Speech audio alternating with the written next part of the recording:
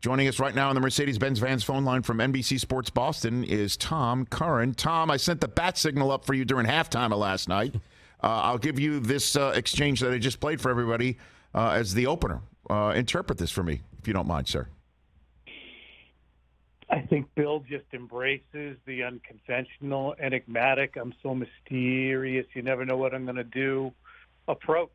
And I think that last night was illustrative of it. And sometimes it can blow up in his face, whether it be putting Malcolm Butler down during the Super Bowl because you don't think that Nick Foles is going to put up 41, or not taking the Chicago Bears seriously enough to decide that you're going to put Mac out there for a few series and knock the rust off, and then bring Bailey in and then see how it's going, and bring Mac in a little bit more, knock some more rust off. I really think that this was a spectacle invited by Bill that he didn't anticipate. And all the confusion, I think, actually ends up leading to a conclusion. And the conclusion is, okay, let's stop jacking around, put Mac Jones back where he's supposed to be. Bailey turned into a pumpkin. We'll see how he looks next summer, but let's just cut it out.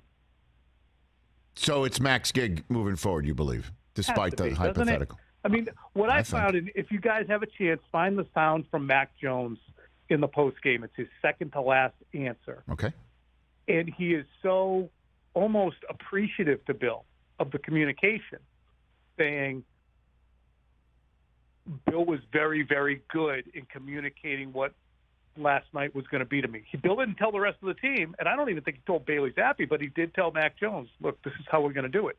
So he was so appreciative. And Mike Florio reported something saying that Mac was out there for 95% of the snaps in some practices, and he was really, really pressing Bill. I wonder if Bill said, all right, the Bears, get him out there. He does need the work.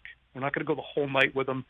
He wants to play. Give him an opportunity to prove to his teammates that he's tough enough. What's the worst that could happen? The worst happened.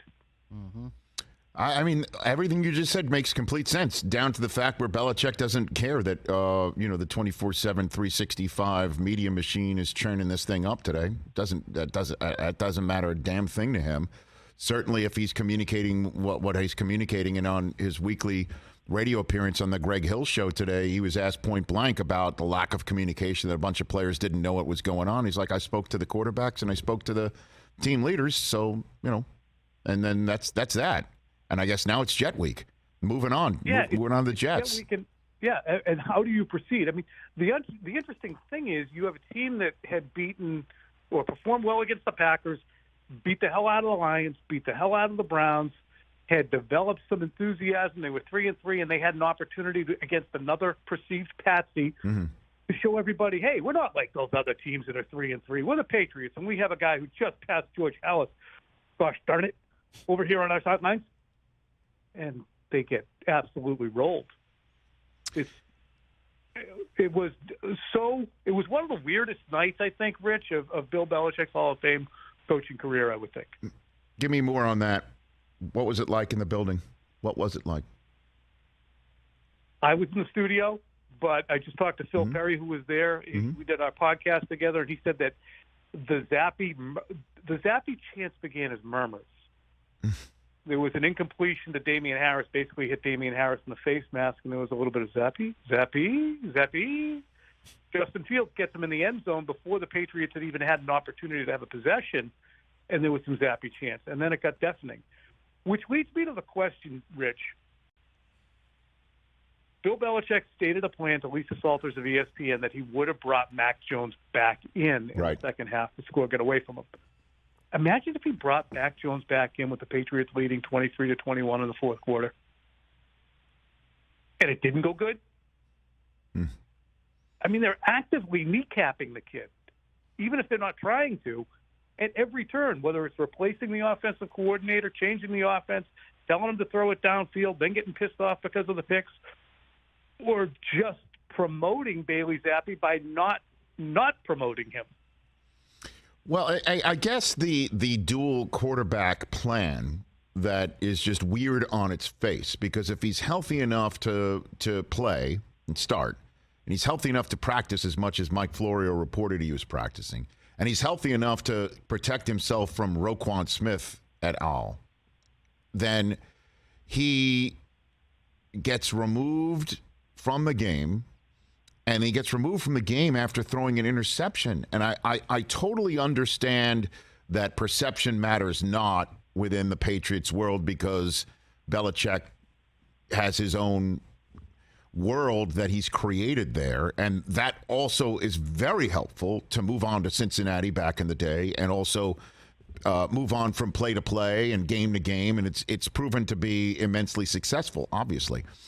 But there still is a perception within the temples of Mac Jones, right? I know he said Belichick isn't got concerned about his confidence, but to make that move then does make it look like it was due to performance. It really does. Yeah, Tom. And when we refer to the tradition of, moving on, when you have a force of nature at quarterback who infuses the entire team, which does have some Hall of Fame level players like Gronkowski and Edelman, defensive players like Dante Hightower and Devin McCourty, it's different. Now you've kneecapped a player who you have christened a leader, talked about as a leader, talked about his dramatic improvement, and then kind of castrated him in front of the team. I mean, his teammates, Jacoby Myers, said that he thought it was ugly. Didn't like the way that it fleshed out at all. So, yes, Bill can maintain that he is above it all, that he'll ignore the noise and expects his team to do so as well. But, I mean, to use the term that's invoked, I think I'd like to have this one back. Maybe so. I know, but I just keep thinking of like way back to Lawyer Malloy, right? And Tom Jackson talking about on ESPN all those years ago the way that Belichick treated Lawyer Malloy is going to lose the locker room and the Patriots are nothing and because of it, or not a championship quality team because of it, and we all know what happened. That it just seems like it's just like one big Mad Lib. You could just keep changing the names. But now the result might be different, and I'm wondering, is there any conversation like that in New England about the defraying of the "in Bill we trust" scenario in New England right now? I think it was really well articulated, Rich, at the owners' meetings when Robert Kraft said, "We haven't won a playoff game in 3 years, and I'm very impatient. I'm a Patriots fan, big time," and he then alluded to a 3-year playoff drought. And he spoke openly of the Patriots' draft failures in previous years. And, I think it remains in Bill he trusts, but he wants to see some results. And between the unconventionals, which is something Robert Kraft pointed out as well, construction of the coaching staff, to now, I don't want to call it castration again, but the kneecapping of the quarterback that you were kind of christening as your next leader, I would imagine that there continue to be questions. Look, it's been a good year. We're at 6 o'clock last night, the Patriots arrow was pointing up with a bullet. Now, not so much. So we don't want to overcorrect to say it's a disaster, but right. He's got some work to do this week, Bill does. Tom Curran here on the Rich Eisen Show. Concerns about the defense, or are you just going to toss that one out too? What do you think? I only have so much time in the day, Rich.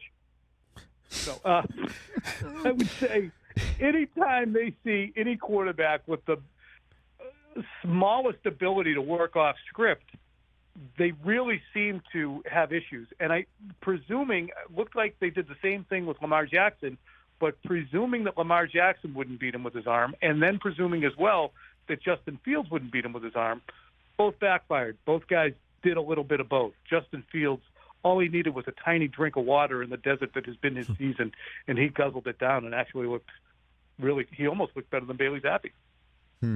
Okay.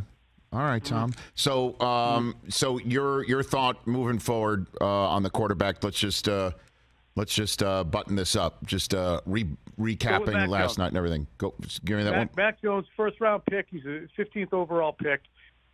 He's more talented physically than Bailey Zappe. He's got more experience, a better football mind. I'm not saying that he is Chad Pennington, who I loved, or Rick Myra, who was a disappointment.